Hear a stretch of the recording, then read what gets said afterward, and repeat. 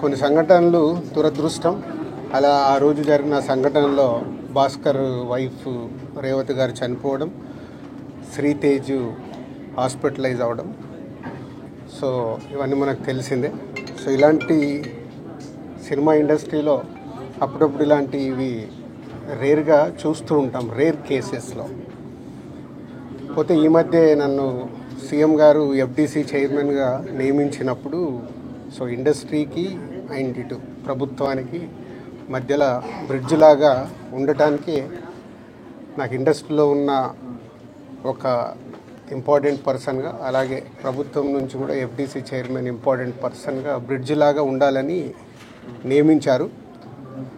పోతే నేను ఎమర్జెన్సీగా యుఎస్లో ఈవెంట్ ఉండడం వల్ల యుఎస్ వెళ్ళడం, నేను నిన్న నైటే ఇక్కడికి వచ్చాను. ఈ లోపల చాలా చూస్తున్నాం డిఫరెంట్ యాంగిల్లో, ఇటు ఇండస్ట్రీలో కానీ ఇటు ప్రభుత్వం దగ్గర నుంచి తీసుకుంటున్న వాళ్ళ డెసిషన్స్ ఏవైతే అఫీషియల్ పోలీస్ డిపార్ట్మెంట్కి కానీ. సో ఈరోజు వచ్చిన తర్వాత సీఎం గారిని కలవడం జరిగింది. సీఎం గారు కలిసిన తర్వాత సో ఇక్కడికి వచ్చాను. ఇప్పుడు భాస్కర్కి మెయిన్గా ఇటు ఇండస్ట్రీ నుంచి అన్ని రకాలుగా నా ద్వారా నిలబడి వాళ్ళని అన్ని రకాలుగా జాగ్రత్తగా చూసుకునే బాధ్యత తీసుకుంటున్నాము. అలాగే భాస్కర్ని అడిగాను, ఇప్పుడే వర్కింగ్ ఇన్ ప్రైవేట్ జాబ్.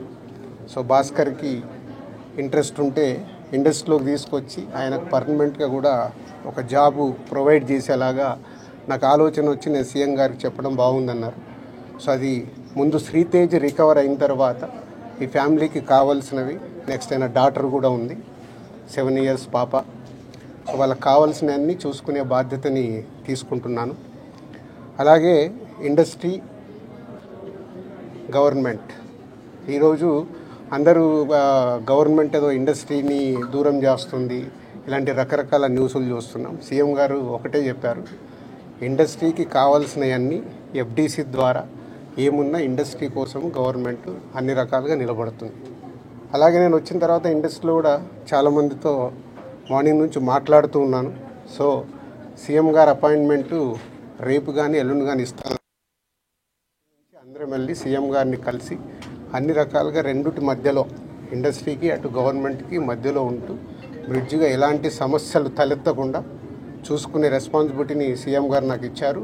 అటు చూస్తూ భాస్కర్ ఫ్యామిలీని కూడా చూసుకునే బాధ్యతను సో భగవంతుడి దయ వల్ల శ్రీతేజ్ తొందరగా రికవర్ అయ్యి మామూలు మనిషి అవుతాడని ఆశిస్తూ సెలవు తీసుకుంటాం. ఎట్లా ఉన్నారు శ్రీతేజ్ ఆరోగ్యం? ఎట్లా ఉంది? చాలా ఇంప్రూవ్మెంట్ ఉందని ఇప్పుడే డాక్టర్ చెప్పారు. 2 days అయిందంట వెంటిలేటర్ తీసిన తర్వాత రికవర్ అవుతున్నాడు. సో బాయ్ కాబట్టి, చిన్న ఏజ్ కాబట్టి ఫాస్ట్గా రికవర్ అయ్యే ఛాన్స్ ఉంది. గాడ్ గ్రేస్, వెంటిలేటర్ తీసిన తర్వాత కూడా రికవరీ కనిపిస్తుంది కాబట్టి డెఫినెట్గా తొందరలోనే కోలుకుంటారు. ఈ ఎపిసోడ్కి ఇంకా తెరబడట్లేనా సార్ మీరు వచ్చినందుకు? చూద్దాం.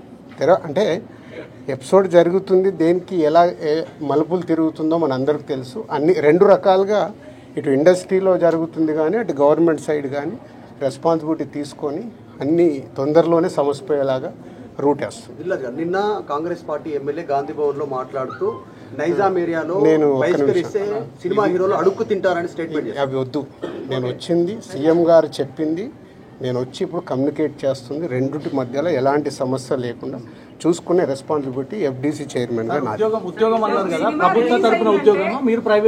ప్రైవేట్గా ముందు ఫిలిం ఇండస్ట్రీ నుంచి నేను చేయాల్సింది ఏంటంటే, నేను నిర్ణయం తీసుకుంటున్నాను, సీఎం గారికి కూడా చెప్పాను. రేపు అక్కడి నుంచి గవర్నమెంట్ నుంచి ఏమొస్తుందని మనం చూద్దాం. ఒక సినిమా రిలీజ్ అయిందంటే ఖచ్చితంగా అభిమానుల దగ్గరికి వచ్చి పలకరించడం, సినిమా గురించి అభిమానులతో కలిసి చూడడం అనేది ఆనవాయితీగా వస్తుంది.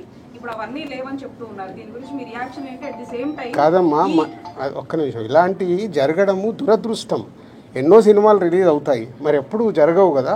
అప్పుడప్పుడు ఎవరు కావాలని చెయ్యరు, సిచ్యువేషన్ వల్ల జరిగిన ఇన్సిడెంట్ ఇది. ఎవరైనా కావాలని చేస్తారా? ఇప్పుడు వాళ్ళు కూడా ఆనందంగా కుటుంబంతో అక్కడ చూద్దామని వచ్చారు. దిల్సుఖ్ నగర్ నుంచి సంధ్యా థియేటర్కి వచ్చారు అంటే వాళ్ళకు ఒక ఆనందం పొందటానికే వస్తారు.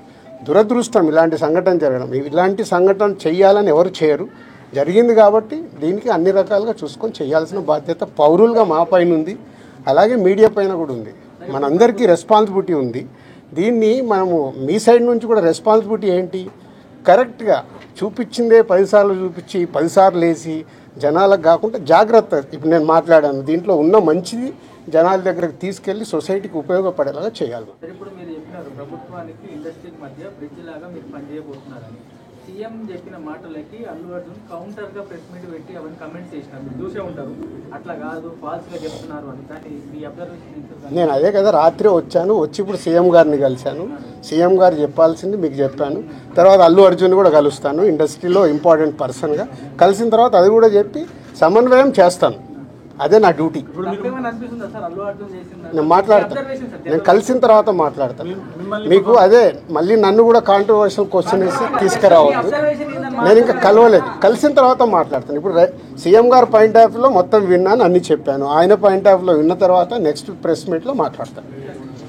నాకు ముందు కావాల్సింది ఏంటంటే మనందరికీ కావాల్సింది ఏంటి, సీఎం గవర్నమెంట్దా లేక అల్లు అర్జున్దా కాదు, ఈయనకి ఏం సపోర్ట్ చేస్తున్నాం, ఈయన ఫ్యామిలీని ఎలా కాపాడుతున్నాం అనేది మన అందరి responsibility.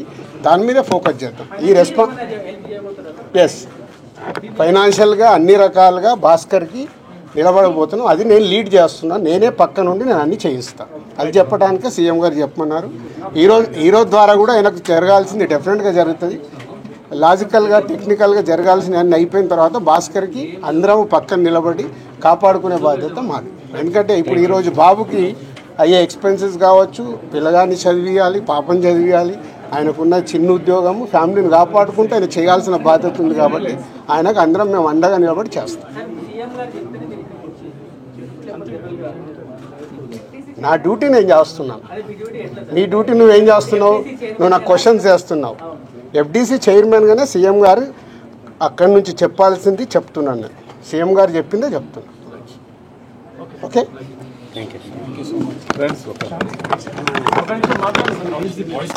Please subscribe Dot News.